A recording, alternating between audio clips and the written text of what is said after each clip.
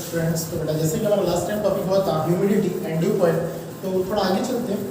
आगे का टॉपिक जो है आपका हीट चैप्टर से रिलेटेड है, लेकिन स्पेसिफिक हीट कैपेसिटी। ठीक है, जैसे हर एक इंसान की हीट एब्जॉर्ब करने की स्पेसिफिक कैपेसिटी होती है। जैसे ह्यूमन बॉडी का अगर नॉर्मल टेम्परेचर की हम बात करें तो आएगा बेटा 37 डिग्री सेल्सियस। ठीक है, उससे ज़्यादा अगर टेम्परेचर रेज होता है, बढ़ता है, तो आपको फील हॉट होगा, मतलब थोड़ा सा गर्मी होगी। और टेम्परेचर नॉर्मल टेम्परेचर जो है 37 के थोड़ा नीचे अगर आया तो आपको ठंडी लगेगी। बराबर है, ये क्यों? क्योंकि आपकी बॉडी का एक स्पेसिफिक कैपेसिटी है, वो क्या करेगा? हीट एब्जॉर्ब करेगा। आयरन का भी वैसे ही है, अलग अलग मेटल ले लो, नॉन मेटल ले लो, थोड़ी हीट से उसकी क्या होती है, कैपेसिटी जो होती है तब तक एब्जॉर्ब करता है। जैसे उसकी हीट ओवर हो गई तो अपनी स्टेट चेंज करने के लिए वो शुरुआत कर देता है। ठीक है ना, तो स्पेसिफिक हीट कैपेसिटी ये पढ़ने से पहले एक बोर्ड पे आपको एक डायग्राम दिख रही है, दैट इज 3 अलग अलग मेटल्स मैंने यूज किए हैं।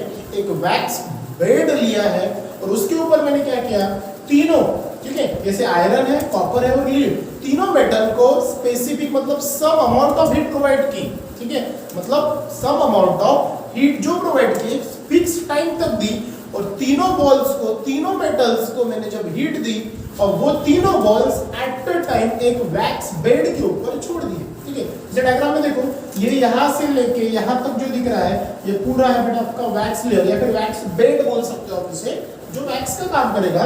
वैक्स लेयर बोलो या फिर वैक्स बेड बोलो। ठीक है, अब ये वैक्स बेड के ऊपर मैंने क्या किया, फर्स्ट, सेकंड और थर्ड, यहां से क्या किया, फर्स्ट केस में आयरन का बॉल छोड़ दिया, सेकंड में कॉपर का और थर्ड में लीड का। ठीक है, ये तीनों बॉक्स एट अ टाइम छोड़ दिए। सम टाइम्स के बाद में मुझे क्या हुआ, जैसे ही इन्होंने हीट किया तो वो क्या करेगा, वैक्स को मेल्ट करते करते नीचे बॉटम की तरफ से मतलब चलेगा। तो यहाँ पे ये चला, ये भी और ये भी।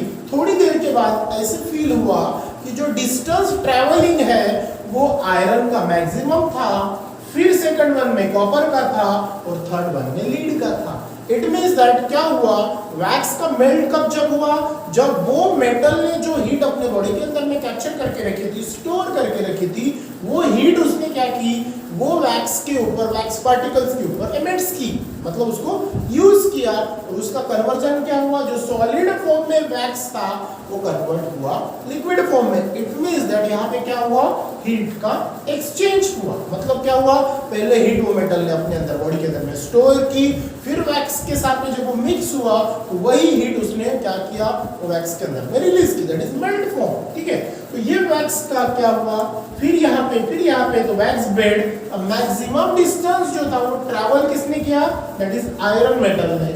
फिर सेकंड केस में हमने देखा कि कॉपर आयरन की तुलना में क्या हुआ, थोड़ा कम ट्रैवलिंग हुआ, मतलब कम उसने क्या किया, डिस्टेंस ट्रैवल किया, और यहाँ पे लीड ने।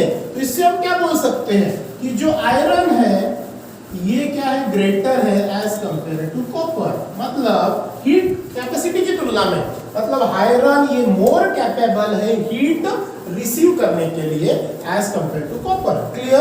अब फिर से हम आगे चलेंगे तो copper is greater than heat capacity of lead, मतलब ये सेकंड जो है, ये सेकंड फिनोमेना हम इसे बोल सकते हैं, या फिर ऐसा भी बोल सकते हैं कि iron is a more heat capable metals that of copper and lead. Clear?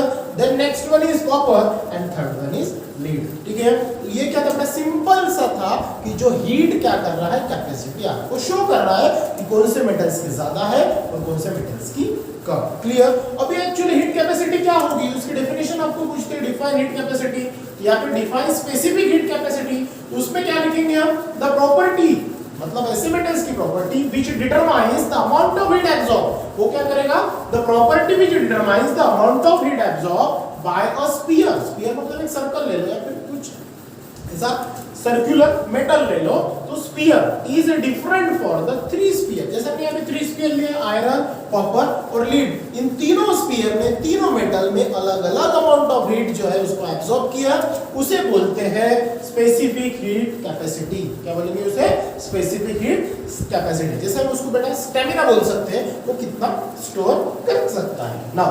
तो स्पेसिफिक हीट जो है, अगर ये स्पेसिफिक हीट अगर अलग अलग होती है तो अलग अलग ऑब्जेक्ट की भी वो स्पेसिफिक हीट होगी। जैसे हमने यहाँ पे देख लिया, मेटल, तीनों अलग अलग मेटल है, तीनों की अलग अलग कैपेसिटी है, उसी प्रकार अलग अलग ऑब्जेक्ट की भी होंगी।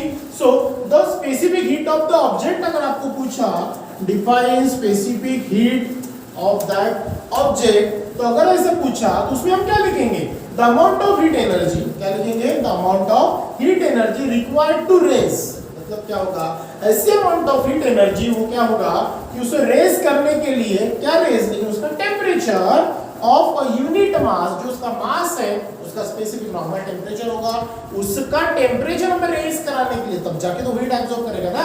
तो टेम्परेचर रेज करने के लिए जो particular amount of heat energy लगेगी और उससे क्या होगा, उसका टेम्परेचर रेज होगा बाय 1 डिग्री सेल्सियस से। मतलब उसका टेम्परेचर क्या करना है, हमें 1 डिग्री सेल्सियस से बढ़ाना है।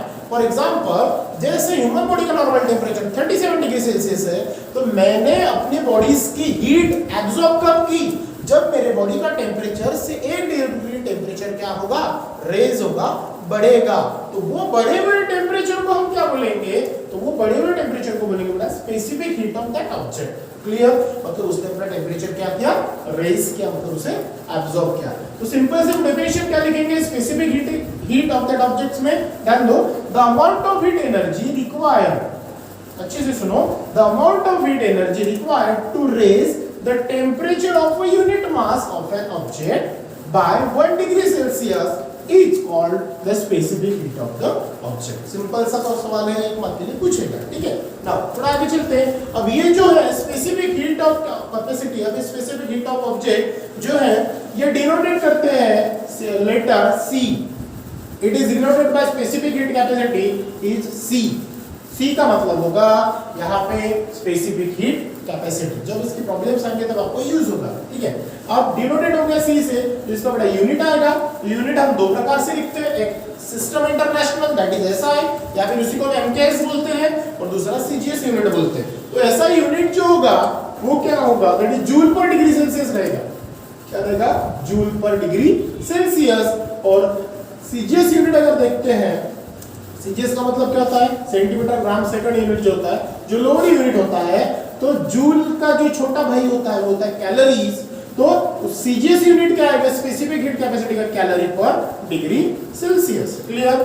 अब ये जो है स्पेसिफिक हीट जो होता है, इसका बड़ा एक फॉर्मूला आता है, जो क्या होगा, रेशियो लिया जाता है। जैसे कोई ऑब्जेक्ट दिया है तो ऑब्जेक्ट का क्या होगा, स्पेसिफिक अमाउंट ऑफ मास होगा, बाद में वो ऑब्जेक्ट की क्या होगी, स्पेसिफिक अमाउंट ऑफ जो हीट कैपेसिटी होगी वो भी होगी, और साथ में उसका टेम्परेचर क्या होगा, चेंज होगा, that is change in temperature, जिसको हम डेल्टा टी बोलते हैं। इन तीनों का जब मिक्सिंग होता है तो एक फॉर्मूला बनता है, that is specific heat capacity, जो आगे चल के आपको मिलेगा। या फिर इसका अमाउंट का एक रेशियो लेते हैं, या फिर तो एनर्जी एब्जॉर्ब, जो भी ऑब्जेक्ट की हमें हीट एनर्जी एब्जॉर्ब की है उसका फॉर्मूला अगर बनाना है तो क्या करना पड़ेगा, कोई ऑब्जेक्ट लिया, suppose specific heat of an object is C।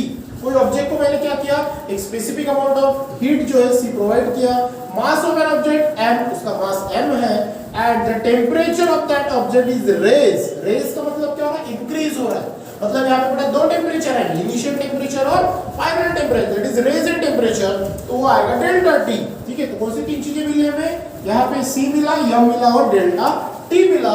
जब हम specific energy absorb by the object अगर निकालना है तो वो एक फॉर्मूला से निकालते हैं, that is m into C into delta T।